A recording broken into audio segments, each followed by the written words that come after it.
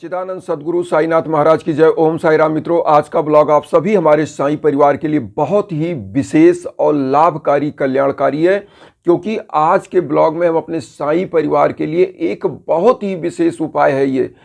क्योंकि बहुत सारे ऐसे परिवार इस कलयुग में पूरा का पूरा मेहनत करते हैं, पूरा एफर्ट करते हैं, पूरा प्रयास करते हैं, लेकिन सफलताएं उनको दूर दूर तक नज़र नहीं आती हैं।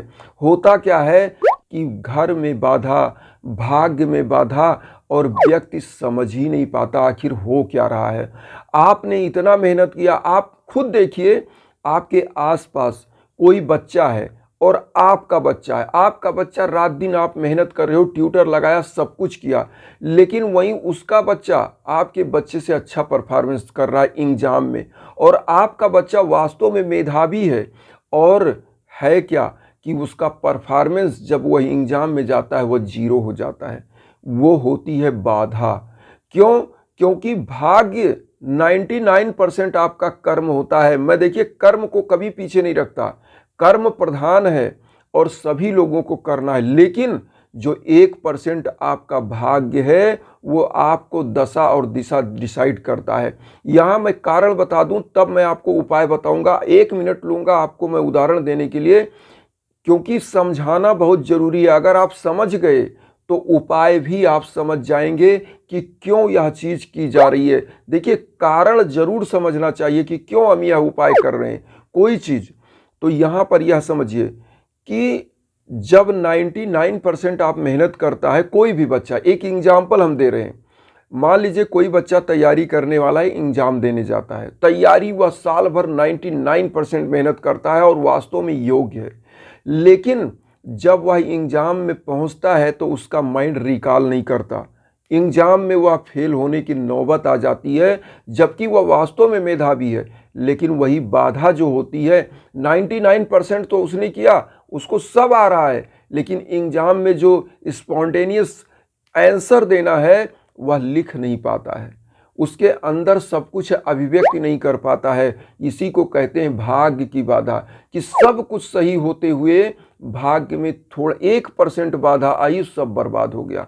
जीवन क्या होता, सांप सीढ़ी का खेल, कि आप टॉप पर पहुंचे, आप टेल पे आ गए। इसी चीज को बाधा कहते हैं, भाग्य की बाधा। मैं आपको बताऊं, इसी प्रकार से अभी हमारे छत्तीसगढ़ के एक बहुत प्रिय शिष्य हैं, उनका एक ऐसे मैसेज अभी आज ही मैसेज आया, जिनका मैंने नाम लिखा, मैं आपको दिखाना चाहूँगा।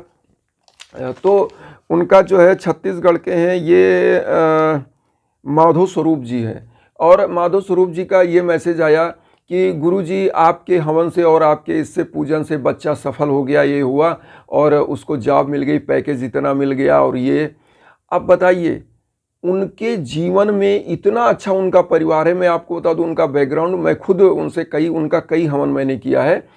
तो उनका बैकग्राउंड ये है कि पूरा परिवार मेडिको फैमिली है, पूरा परिवार, मतलब सब MBBS MD और इस तरह के डॉक्टर से।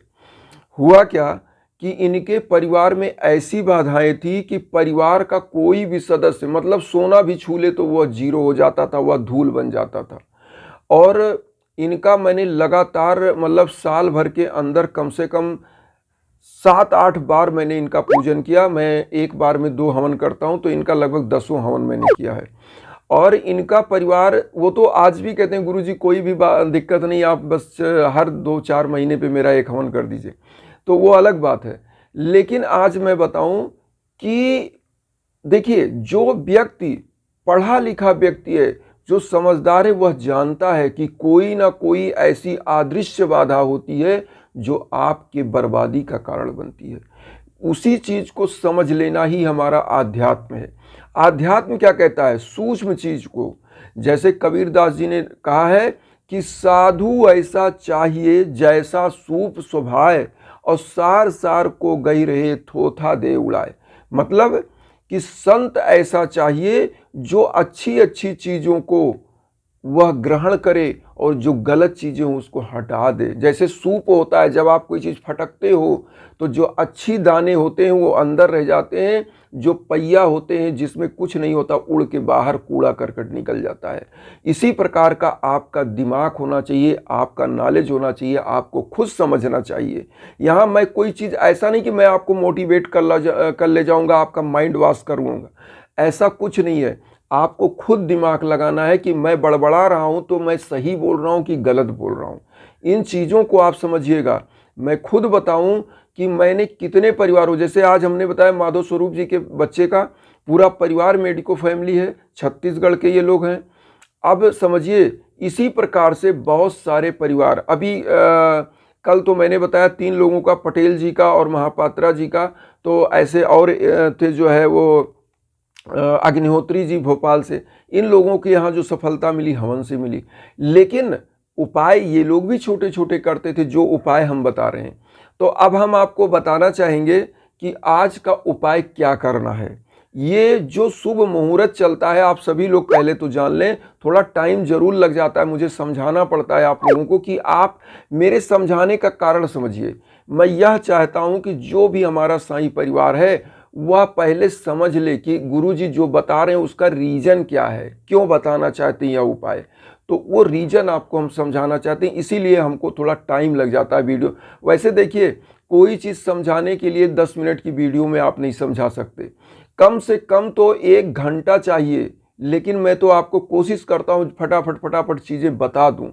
लेकिन अब हम आपको उपाय पर लाना चाहते हैं, कैसे उपाय करेंगे और क्यों इस शुभ मुहूर्त में उपाय करना चाहिए। देखिए, श्रावण मास का महीना चल रहा है और हमारा जो पंचांग होता है, और साइंस भाषा में भी आप देखेंगे तो पंचांग में अब आप एक चीज़ तुलना करा दें। पंचांग उठाएंगे, कब सूर्य उदय होता है कब सूर्य अस्त होता है उसमें लिखा होता है।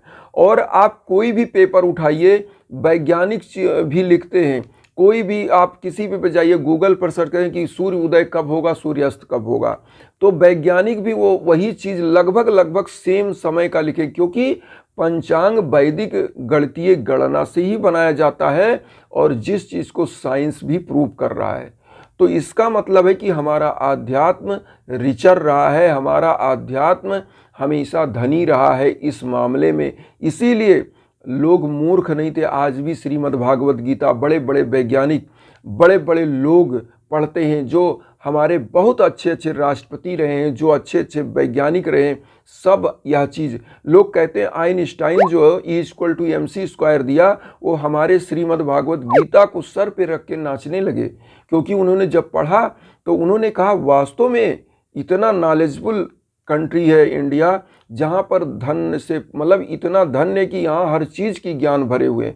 तो इसलिए आध्यात्म कभी गलत नहीं होती है। कर्म करना है 99%, मैं बार बार कहता हूँ, लेकिन 1% भाग्य वही डिसाइड करता है। जैसे आप इंटरव्यू देने जाते हो, इंटरव्यू तक आप 99% आप क्वालिफाई इंटरव्यू तक हो गए, 99% आपका मेहनत हो गया।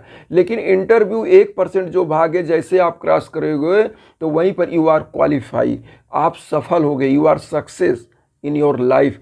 तो इंटरव्यू आप जैसे चौखट पे आप खड़े हैं, इंटरव्यू में अगर आपका परफॉर्मेंस अच्छा हुआ, 1% जो भाग्य है वही इंटरव्यू तक आपको पहुंचाएगा, इंटरव्यू क्वालिफाई करा देगा। लेकिन जो 99% मेहनत है वह इंटरव्यू के चौखट तक केवल पहुंचा रहा है। तो यहाँ समझने की ज़रूरत है। अब आइए, सबसे पहले उपाय बहुत ही ईजी है, आप लोगों को हम बता दें उपाय क्या करना है। देखिए, सबसे पहले तो आप एकदम से स्वच्छता के साथ नहा धो करके और प्रभु साईं बाबा के श्री चरणों में बैठना है। और यह श्रावण मास का महीना चल रहा है तो बेलपत्र का उपाय, जो हमारे देवों के देव महादेव भोले शंकर का यह उपाय और साईं बाबा का उपाय। तो साईं बाबा कौन है? गुरु हैं, और गुरु के सानिध्य में आपको यह उपाय करना है। तो आपको लेना है 11 बेलपत्र, 11 बेलपत्र लेना है। 3 पत्तियां होती हैं बेलपत्र में, और बेलपत्र पर लिखना क्या है? 11 बेलपत्र पर ओम साई राम, ओम साई राम। जैसे 3 पत्तियां ऊपर वाले पे लिखिए ओम, इधर लिखिए साई, इधर लिखिए राम। 3 पत्तियां ओम साई राम, किसी भी प्रकार से आप। और लिखना किससे है? चंदन से, लाल चंदन आता है उसका घोल बनाइए, किसी भी लकड़ी को ले लीजिए पेन की तरह बना के, उसी से लिखना है, चंदन से। ओम साई राम लिख के 11 बेलपत्र रख लीजिए। और उसके बाद आपको क्या करना है? एक घी का दीप जला देना है और धूप बत्ती जला के वातावरण सुगंधित कर देना है। इसी प्रकार से सोमवार जो आ रहा है, इस उपाय को सोमवार को करना है। आप ध्यान से सुन लीजिए, सोमवार को, आज है रविवार, कल है सोमवार, और सोमवार मतलब 18 जुलाई पहला सोमवार पड़ रहा है श्रावण मास का। तो पहले सोमवार के दिन आप करिएगा। और ऐसी मान्यता है कि भोलेनाथ से बढ़कर कोई दानी नहीं है और साईं बाबा से बढ़कर कोई आपका रखवाला और रक्षक नहीं है। तो आपको साईं बाबा और भोलेनाथ माँ पार्वती का कोई छोटा सा फोटो घर में रखना है। हम ये भी नहीं कहते कि आप कहीं मंदिर में जाके आप उधर करना है, आपको घर में ही करना है। मंदिर में पूजा पाठ जरूर करिए, आपके पास अगर समय है आप जाएं, शिवलिंग पर जल चढ़ाएं, बेलपत्र चढ़ाएं, सब कुछ करें। सब कुछ बेल भांग धतूरा आर्क का जो है फूल सब कुछ अर्पित करिए, समी का पत्ता लीजिए चढ़ाइए, यह सब अच्छी चीज़ है। लेकिन जो घर में उपाय करना है वो यही करना है। 11 बेलपत्र पर ओम साई राम धूप दीप जला करके घी का दीप जलाइएगा। और यहाँ पर अब करना क्या है, 11 पत्ता है, 11 बार में साईं बाबा के सम्मुख। और सबसे पहले तो करना क्या है कि आपको ले लेना है पीला चंदन या पीला हल्दी, कुमकुम केसर, जो भी आपके पास युक्त चंदन है, और अगर नहीं है तो पीला हल्दी ले लीजिए। सबसे पहले शंकर भगवान भोलेनाथ पार्वती मैया के जो आपने फोटो रखा उस पर चंदन लगाइए, साईं बाबा के श्री चरणों में चंदन लगाइए, उसी को खुद अपने मस्तक पर लगा लीजिए। लगाने के बाद आपको 11 बार साईं बाबा का 11 वचन बोलना है। और सबसे पहले आपको शंकर भगवान के श्री चरणों में बेलपत्र चढ़ा देना है, 1 बेलपत्र चढ़ाइए। उसके बाद समस्त 10 बेलपत्र जो हैं वह साईं बाबा के श्री चरणों में चढ़ा दीजिए। और सभी इस प्रकार से जितने सोमवार इस श्रावण मास में पड़ रहे हैं, आपको सोमवार को ही 1 महीने का, या मतलब इस महीने में यह करना है। और 11 बेलपत्र पर ओम साई राम लिख के केवल यही चढ़ाना है। और अपनी जो संकल्प है, जिसके लिए जिस उद्देश्य से आप कर रहे हो, या डेली जब आप चढ़ा लीजिए, पूजा कर लीजिए, 11 वचन ही बोलना है। 11 वचन आप सब लोग जानते हैं। अपना संकल्प धीरे से मनन करिए और ऐसा सोचिए कि भगवान भोलेनाथ के नंदी से आप कह रहे हैं। लोग, ऐसी मान्यता है कि लोग जाके नंदी का जो कान होता है उसी में बोलते हैं कि प्रभु हमको ये चीज़ दिलाइए। वो भोले शंकर नाथ की सवारी है नंदी, जो बैल होता है। आप देखे होंगे जहाँ भी भोलेनाथ का मंदिर होता है वहाँ छोटा सा एक नंदी बनाया जाता है। वो शंकर भगवान की सवारी थी। तो उसके कान में लोग बोलते हैं कि प्रभु से हमसे ये चीज़, हमारी मनोकामनाएं पूरी कराइए। तो वह प्रभु तक आपकी आदेश को, इसी प्रकार से आप कामना करिए कि आप नंदी भगवान से बोल रहे हैं और वह शंकर भगवान से बोलेंगे। और साईं बाबा साक्षात आपके गुरु बैठे हैं तो साईं बाबा से बोलेंगे और मनोकामनाएं पूरी होंगी, निश्चित होंगी। यह करना है। और लास्ट में मैं आपको बता दूं, आप जो बेलपत्र चढ़ाते हैं सब बेलपत्र इकट्ठा कलेक्ट करके रखते जाइए। और वह बेलपत्र लास्ट में क्या करना है, किसी पीपल के नीचे या किसी बहते हुए जल में प्रवाहित कर दीजिएगा। यही आप जब भी भीषण बाधा से एकदम परेशान हो, कोई भी आपके घर में काम बन ना रहा हो, संतान की दिक्कत हो, सफलता की दिक्कत हो, रोजी रोजगार की दिक्कत हो, तो आप हवन के लिए ज़रूर संपर्क करें। मैं हमेशा आपके लिए अपना दरवाज़ा खुला रखता हूं। आप लोगों को इंस्टाग्राम का लिंक हर वीडियो में देते हैं।